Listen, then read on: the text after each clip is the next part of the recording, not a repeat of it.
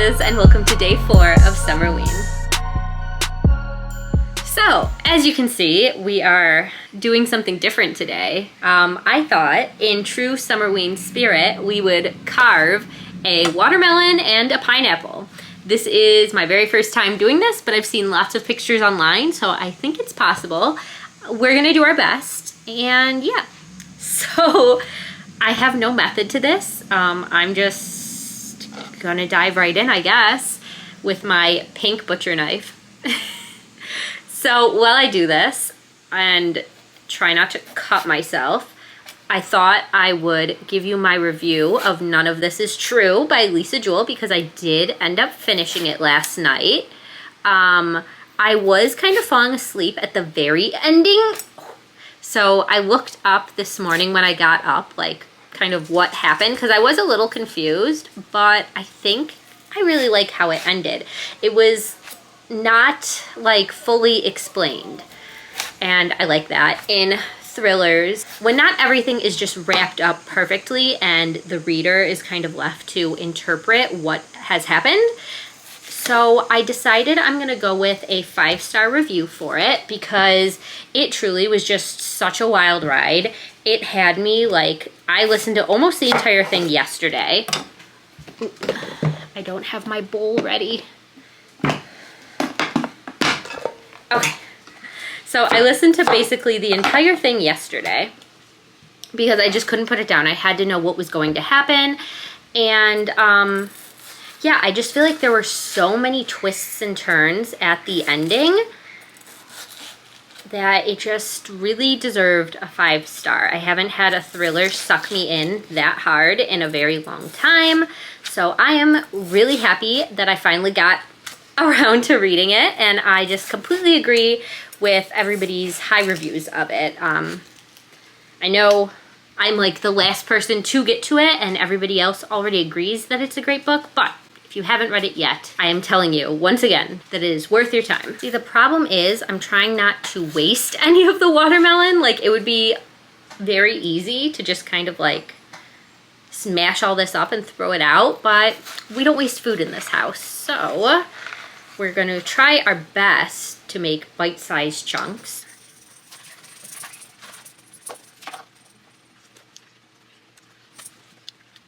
Much better than carving a pumpkin. You can't just eat the pumpkin guts. Well, I guess you could, but I don't think they'd be very good raw. Yep, I just splashed myself in the face. Okay, so what else? Today, obviously, it's Monday, so I did have to work today, and unfortunately, it was a pretty busy day, so I didn't get to listen to an audiobook at all. I have started the audiobook of Horror Movie. I've been reading it physically when I have the time, and then, like, while I was cooking dinner, I was doing the audiobook. And then when I'm done with the update here, because it's probably going to take me a little while to carve both of these, I'm planning on going back to the audiobook. The audiobook is really, really well done. There's like a full cast, I think, but there's like full sound effects, like when they're talking about like a scene in the movie, if it's mentioned that like, oh, the wind was blowing or papers were shuffling, like those sound effects are in the book. So I just love an interactive audiobook like that. We have gotten, I know when I stopped physically reading and switched to the audiobook, I was at page 75, so I'm probably around the 100-page mark by now. And I'm liking it. It had a very slow start, but now we're actually in to what's happening in the movie. And like the last scene I just listened to was rough. I did not expect it to take the turn that it did. And yeah, I'm enjoying it. So yeah, I kind of told you what this one was about, but the guy we're following, I don't know if we actually got his name. Maybe I just wasn't paying attention to it. He was kind of the monster in the movie that was never actually released, and now it's just like a cult classic. Like, people are kind of obsessed with the idea of this movie and really want it to be remade so that they can actually like see it. So he's just kind of giving us flashbacks of when it was being filmed the first time, and then talking to directors because they are doing kind of like the remake. And yeah, it's told a lot like the Pallbearers Club, because that one was kind of like he was writing his life story, right? And this is kind of the same. It's like reading this guy's diary. So I definitely see the comparisons everybody has been making to this and the Pallbearers Club. So I think if you liked that one, you will like this one. I've heard that the ending is really divisive and people either love it or hate it, and it really makes your rating of the book. So I'm super excited for that. Ideally, I would like to finish it today just to kind of stay on track with how many books I want to finish during Summerween. So, like I said, as soon as I am done here, I will be popping the audiobook back in, and then I don't have any other plans tonight, so I should just have time to read physically. Okay. We almost have the watermelon completely cleaned out. All right, here's the moment of truth. Hopefully we don't mess this up or cut ourselves. Okay, we have an eye hole. I am saving all of the rind for compost, of course. Okay. Oh no, it's crooked. You know, we can't all have perfect eyes. God, how do I do a face?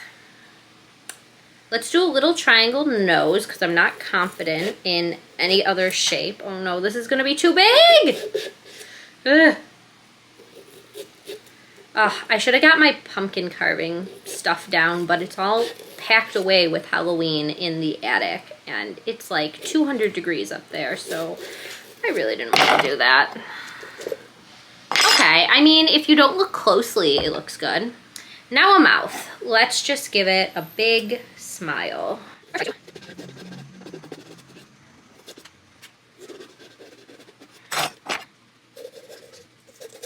Wait, it's actually so cute. Aww. Okay, watermelon jack-o'-lantern is done. Let's move on to the pineapple. I think that's everything I wanted to update you on. So I'm going to time-lapse this and put on horror movie, and then I will show these off once it gets dark and we can stick some candles in them.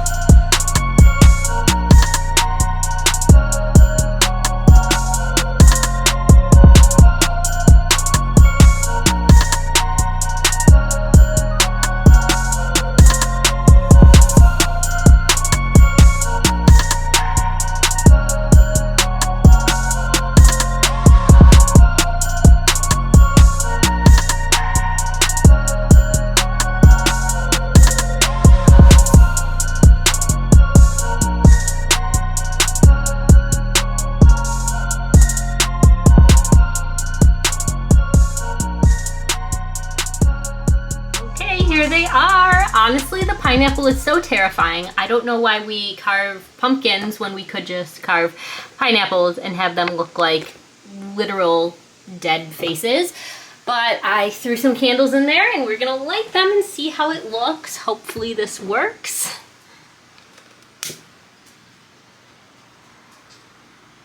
Okay, we have one. Oh my god, it's so cute! Let's go in the eye of this guy. I had to cut the pineapple into 3 segments, so like the head, this is not attached to this, which isn't attached to the base, because that was the only way I was getting all of the fruit out, and I was not wasting any of this pineapple. Okay, let me turn off the lights, and oh no, the watermelon went out. No, it didn't, it's just low. Okay, let's turn off the lights and see. Oh, it doesn't look very bright. I promise the watermelon is lit. Oh, I think they're going out because it's very wet inside of the fruits. Hang on, let's try this one more time. Cute, look at them. Okay, let me grab a few pictures before it goes out again. No, pineapple, don't die on me.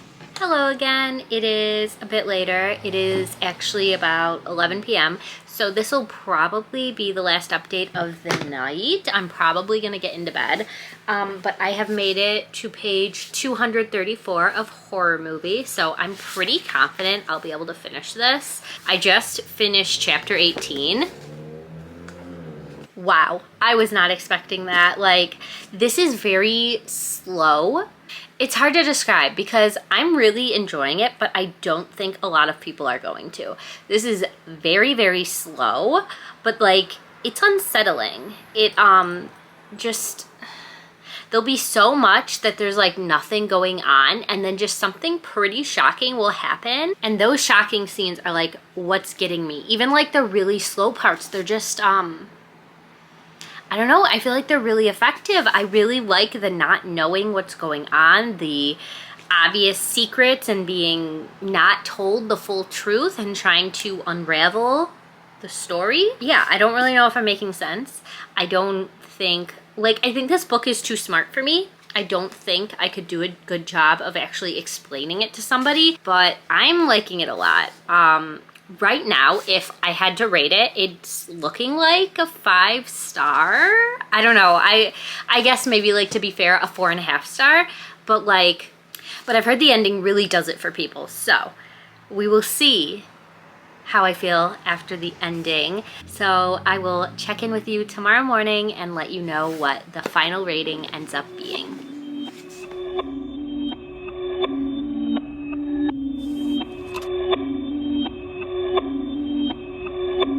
Perfect.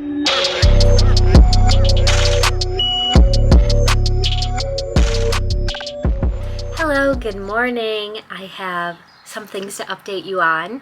So first off, I had a dentist appointment this morning. I have picked up my Invisalign.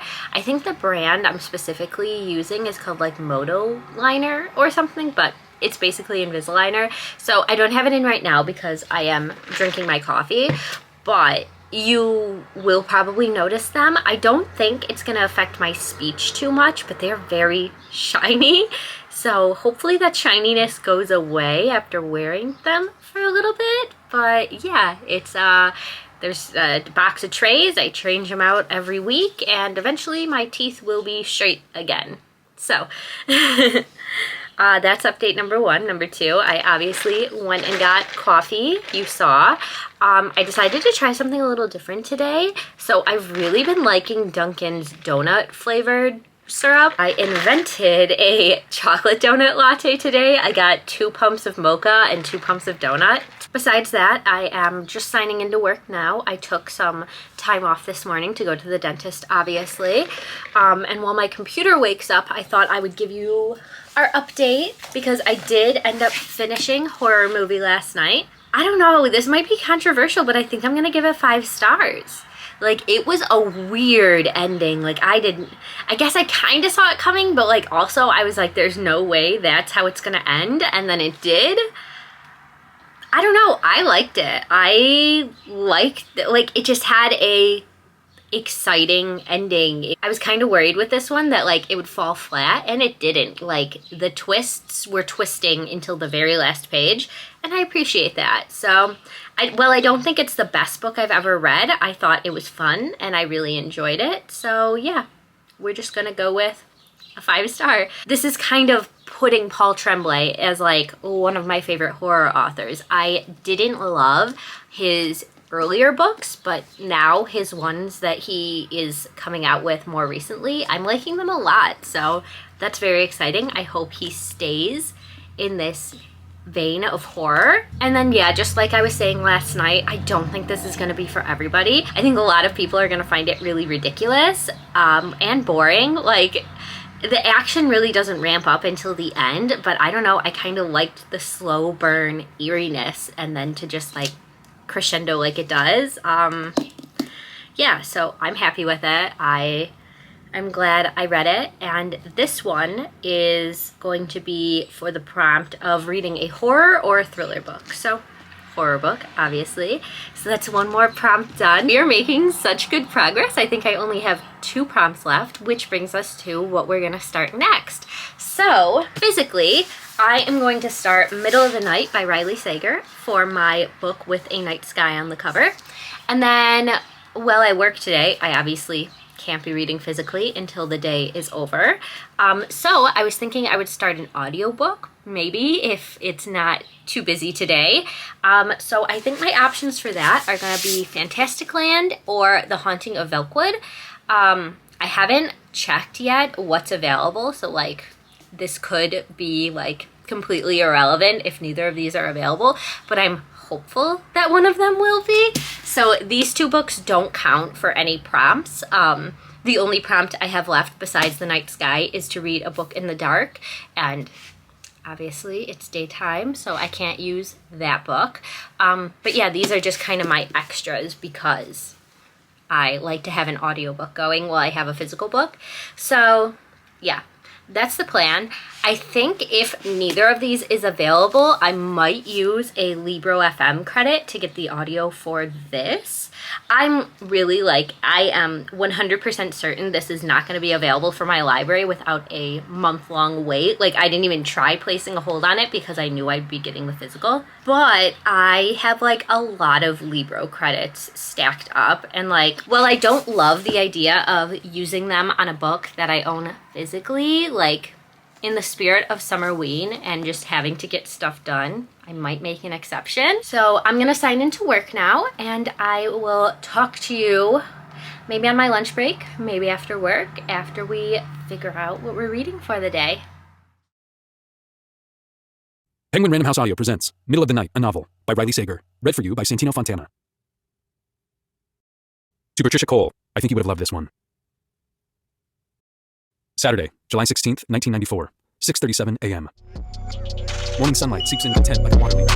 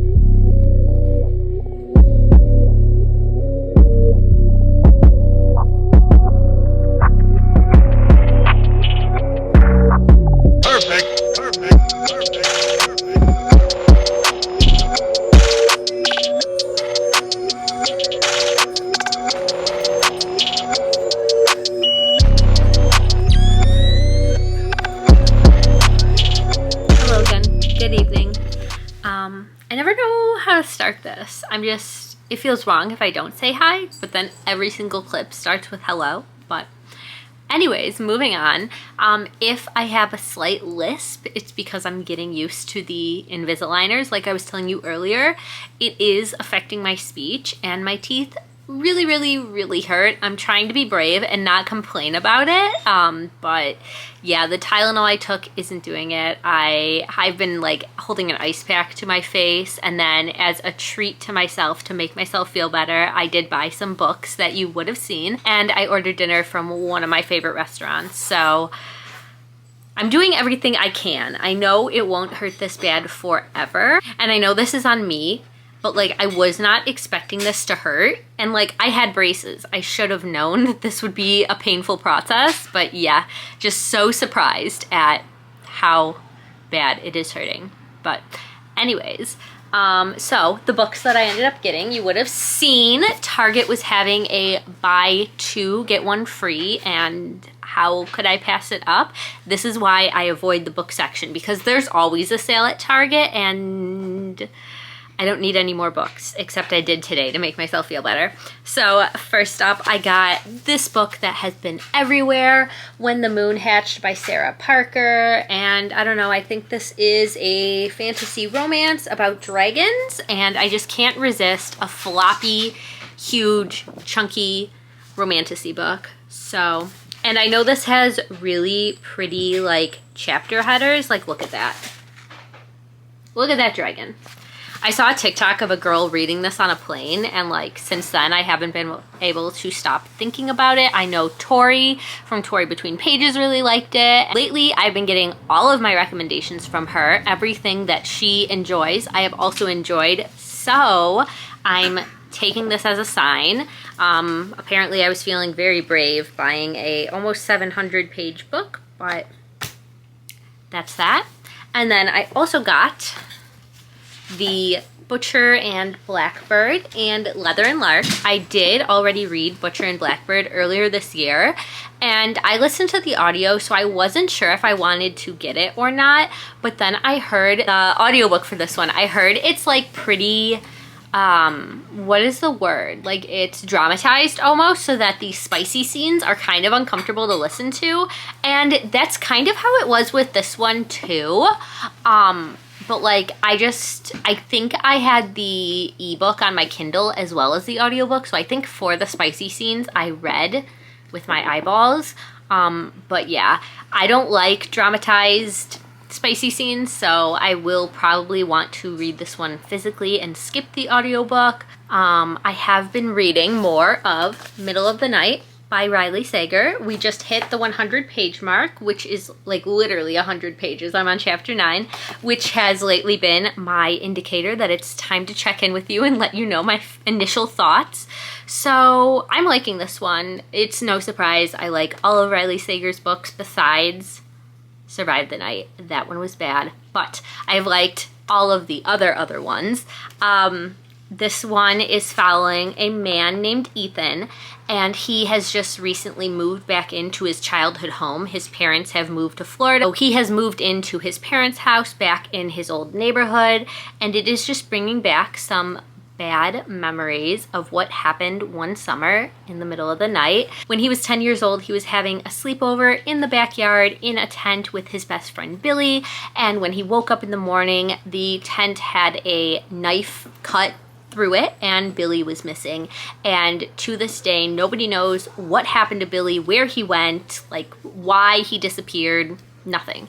So now that he is back in town, back in his childhood home, all of these memories are being brought up. He suffers from insomnia and has nightmares all the time about the night that it happened. And now that he is back in his house, some strange things are happening at night. Nothing too weird has happened yet, but like the automatic lights on people's like garages are going off at random times in the middle of the night, and he thinks and feels like he's feeling Billy's presence. So he's just really trying to get to the bottom of what happened all those years ago. I do have my own theories about what I think happened, but it's very early on. So I have like 3 that are completely different, but I don't know which one I believe in most. So yeah, I'm just gonna keep reading, see if I can figure it out before he does. And yeah. Actually, I'm not going to keep reading this right now. I forgot. My plan now that it is dark out, it is almost 10 o'clock, is to get started on my book for the prompt to read in the dark, Off Season by Jack Ketchum. I meant to start this a few nights ago and didn't. So that's the plan for the rest of the night. Is I'm going to try to get 100 pages into this. That's like my new goal. We're going to read this until bed. Might talk to you again if I'm not too tired. And then tomorrow I will maybe possibly try to finish Middle of the Night and obviously get more read of this one. Both of these books aren't too long, so I'm pretty confident I can still do it, but I don't know about that extra book I was thinking of squeezing in now, but we'll see. We still have 2 more full days plus the rest of tonight, so we're just gonna do what we can. And yeah, I will talk to you either later tonight or tomorrow. So I literally only read the first chapter, but I have to tell you, wow, that is how you start a horror book. That's all. I'm excited for this now. That was really brutal and intense, so I am excited for it to get even worse. Milo wants to say hi.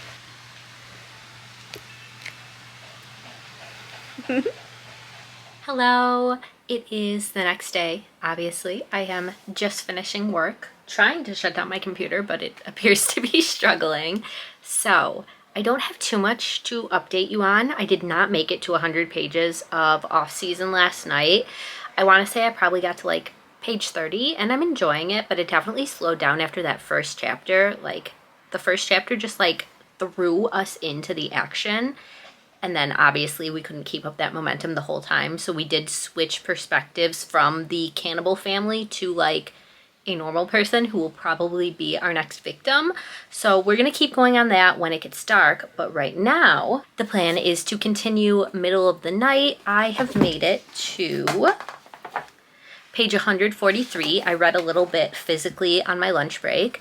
So yeah, I have a pretty boring night. I don't have anything planned at all. So we are just gonna stay in and try and finish this before it gets dark. And I will keep you updated. I'm still enjoying it. Still not sure who I think did it. And yeah, so far it's been pretty slow. We're just trying to get to know the characters, get to know the backstory of what happened the day that Billy disappeared all those years ago. And yeah, that's about it. It's definitely not the most exciting Riley Sager, but I'm expecting the twists. He comes through with the very unexpected twists at the end. So we'll have to just see what he decides to do. All right, I'm gonna go read now. Hope you're having a great day.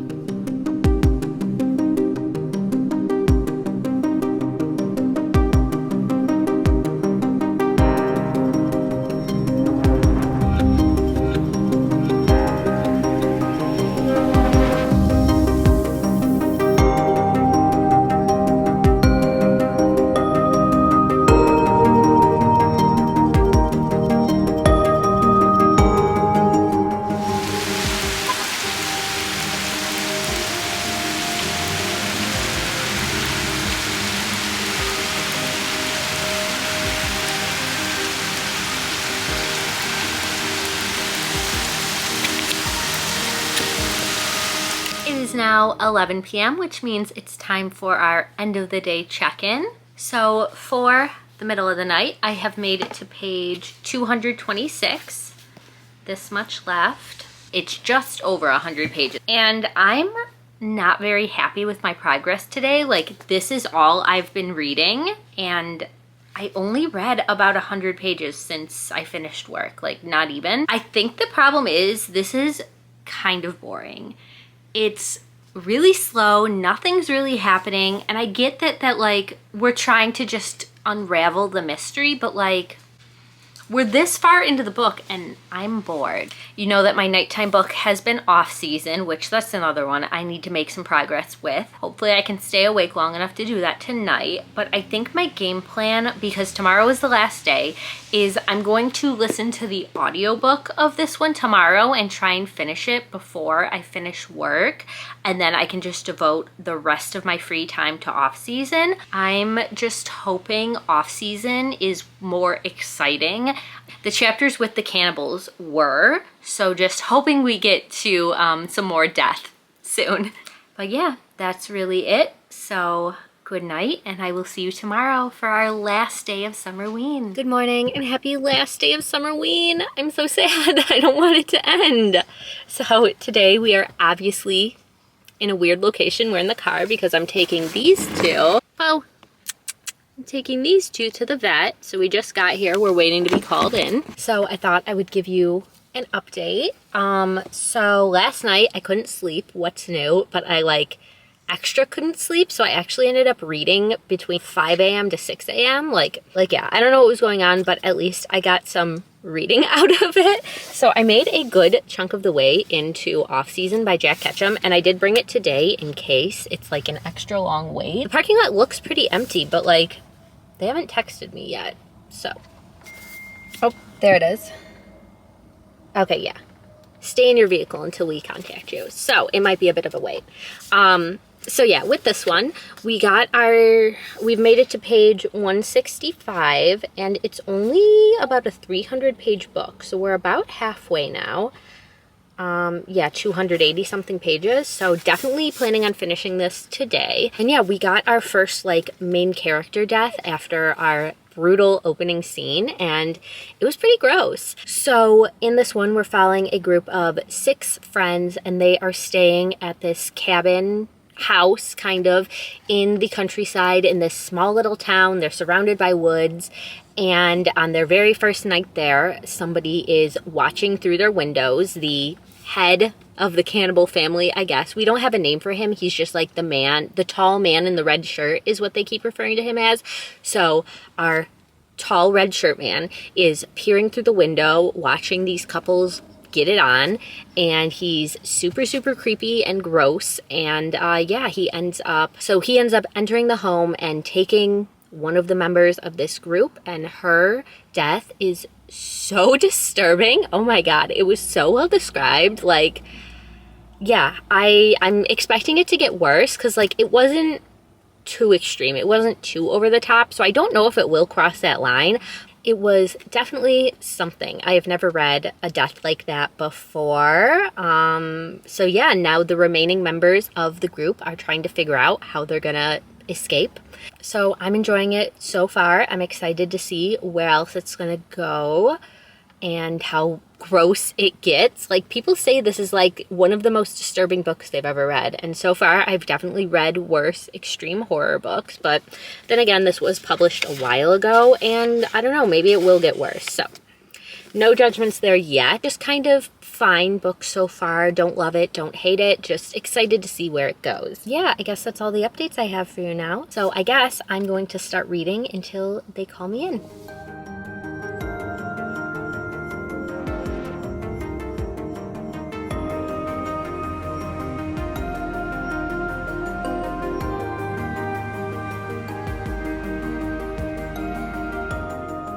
Hello again. It is later, obviously. We are back from the vet. I finished my work day. I tried to read a little bit more and took a short little nap.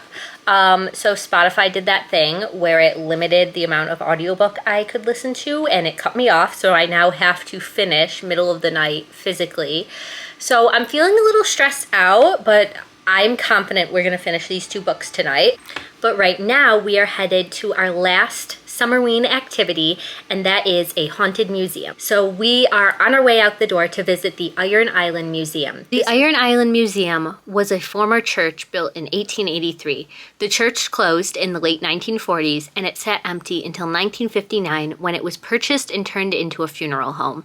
In August of 2000, it was donated to the Iron Island Preservation Society of Lovejoy, Inc. for its museum. The building is haunted by many spirits. Some we've been able to identify, such as Edgar Zernicki, whose cremated remains went unclaimed in the basement, and 2 6-year-old boys who were both waked out of the funeral home in the 1960s. Spirit voices have been recorded along with pictures and videos of the spirits that haunt the building.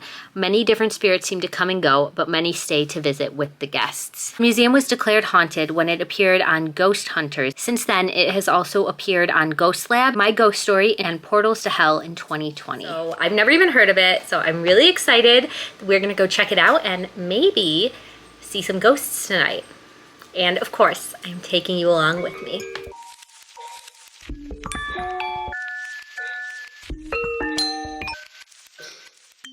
So when we first entered the museum, we turned left into the first room, and this is the railroad room, but it is also commonly known as the kids' room. So it is completely decorated on every wall with historical artifacts from when the railroad was built in the 1890s. This one is called the children's room because this is where it is most often found that children's spirits are caught on camera or in audio recordings. This was also the room when this building was a funeral home where they would lay out the caskets. Our guide also mentioned that in this room there is commonly a shadow man with red glowing eyes seen. This next room is the military room, and it is decorated to honor the veterans of this community. The tour guide told us that the uniforms, when people take pictures of them, they'll often get orbs floating around them. None of my pictures turned out with any of this stuff, but still incredibly cool and just so much history in this room. This next room is the chapel room, and it has this beautiful altar built by German immigrants from 1896. And this altar was actually donated to the museum, I think like a week before the original church it was in burnt down. And a lot of guests say that if you walk up to the altar, you can sometimes smell smoke as if it had been in the fire. I didn't experience this myself, but you never know. After this, we headed down into the basement. They said they've gotten a lot of audio recordings of voices down here, especially in this back corner. And then over here is where there used to be a bathroom and a cabinet, and this cabinet is where those unclaimed cremated remains had been found and have since been properly moved and taken care of the right way. After this, we got to head back up and actually take a peek in the attic. This is a really famous room from the Ghost Hunters episode. I haven't seen it myself, but the tour guide told us that on that episode, they got audio recordings of somebody rushing towards the camera and telling them to get out of there or they were gonna die there, just something very, very negative. So they hyped it all up and I was a little scared to go up there, but once I did, it was just an old church attic. It had the original stained glass. I don't think I caught anything on camera. If you see anything, please let me know. Even though we didn't encounter any ghosts, it was still a really fun experience and just learned so much history about the area.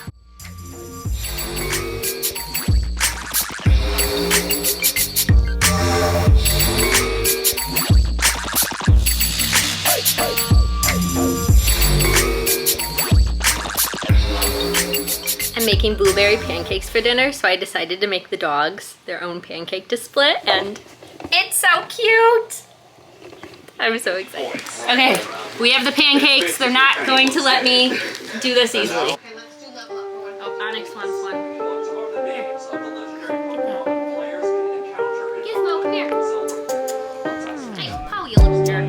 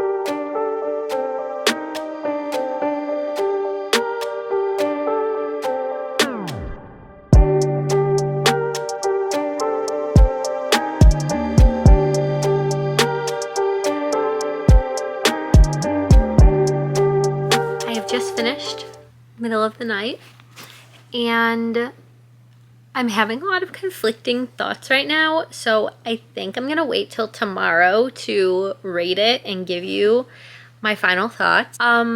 Just know I did predict the killer, but like, I mean, you know, I wasn't 100% certain, but those 3 theories I had, one of them was correct, so I'm feeling pretty good about that. I'm going to gather my thoughts and we'll talk tomorrow. Right now, it is almost midnight, so like technically Summerween is about to be over, but it's not over until I fall asleep.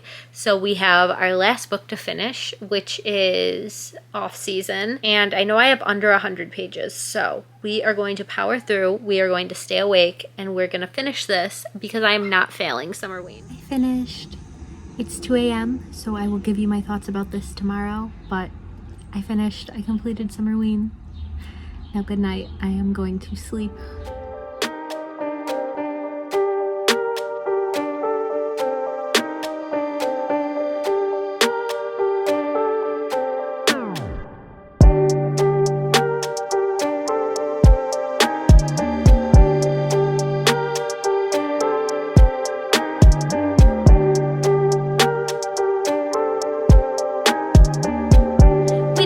I completed all of the prompts for Summerween and daily vlogged through the entire thing. I am so happy and so proud of myself. This was so fun, and it just really is one of my absolute favorite readathons, and I was so happy that I was able to do so many spooky activities these 7 days with you, and obviously share the experience and read some incredible books. If you've made it this far, thank you so much for watching. I cannot tell you how much I appreciate you, but we do have to wrap up our final books that we never got to talk about. So first up, I finished Middle of the Night by Riley Sager, and I really needed some time to think about this and think how I wanted to rate it. So I went back and I looked at my ratings for Riley's other books. Most of them I ended up giving 4 stars. The outliers were Home Before Dark got 5 stars, and The Last Time I Lied got 2.5 stars, and then Survive the Night got 1 star. But all of the other ones were 4-star reads, and this one just didn't feel up to par with his other ones. I enjoyed it, but not as much. So I decided final rating for this one is going to be 3.5 stars. It was fine. It was just kind of middle of the road as far as his thrillers go for me personally. Not a favorite, not a least favorite, just kind of there. I saw the one twist coming, but then there were more twists, and it just, I don't know. It was fine. I really don't have anything positive or negative to say about it besides what I've already told you. It was just very slow paced. Nothing was really happening until the end. It definitely had some eerie elements, and I was very interested in The Institute. That was fun. All that being said, I still recommend it if you like Riley Sager's other books. I think this one was a fun time. I think this one is a really great read if you are going camping, because so much of it happens in a tent. Even though it's in a backyard, there are woods around. And then I also think this is good for fans of things like Stranger Things, because The Institute in this really reminded me of that aspect in Stranger Things, the place where Eleven was kind of raised. And of course the fact that this takes place in the 90s, Stranger Things was the 80s, but it still was just like nice retro vibes. And next up, my final read of Summerween that I did finish just in time, Off Season by Jack Ketchum. This was a fun one. I'm happy I finally read it. I guess I sort of get the hype over it, that this was probably really groundbreaking for its time. It was really, really gross and very descriptive in the deaths and the fact that people were eating other people. But just having read more extreme horror books, it wasn't too shocking to me. But if you're new to the genre and are interested in it, I think this would be a good place to start. Trigger warning, there was kind of an SA scene. I thought it was done very well. It wasn't too gratuitous. I'm usually bothered by those types of scenes, and I was able to read this one fine. And then the woman who is assaulted in that scene gets her revenge. So I did think it was important to the plot. I don't think it was added in just for shock value, which those are the types of those scenes that I don't like. But yeah, this one, really no critiques. It was fine. I really recommend this edition.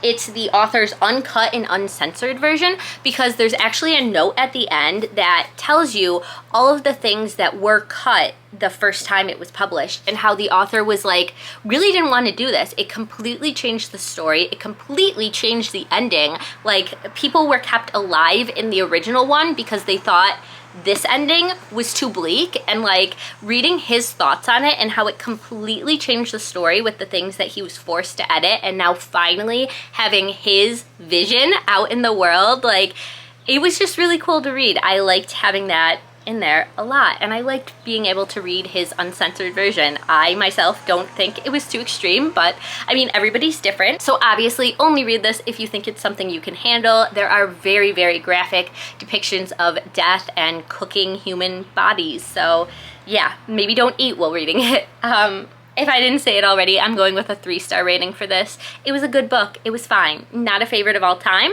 Didn't hate it. So overall, we ended up finishing 5 books, these 4 physical books, plus None of This Is True by Lisa Jewell that I listened to on audio from my library, so I don't have a physical copy. And yeah, I think it was a really, really successful Summerween. Everything was a 3-star or above, and we got 3 5 stars out of it, because I ended up rating None of This Is True 5 stars. So if I had to put them in order of favorite to least favorite, I think Diavola has to be at the top, because this bitch scared me. And then probably, oh, hang on, confusing myself. Hold them this way so we can read the covers. Okay, so Diavola is in our top slot. and then horror movie, and then None of This Is True, which of course I don't have to show you, and then middle of the night and off season. So I hope you enjoyed my thoughts on these. If you missed, there is a first part to this vlog. I will link it. If you haven't watched it already, go check it out. It's really fun. I threw a Summerween themed party in that one. So I think that's it for me. Thank you so much for watching and for spending this spooky week with me. I hope you read a good book today, and I will see you soon in my next one. Bye.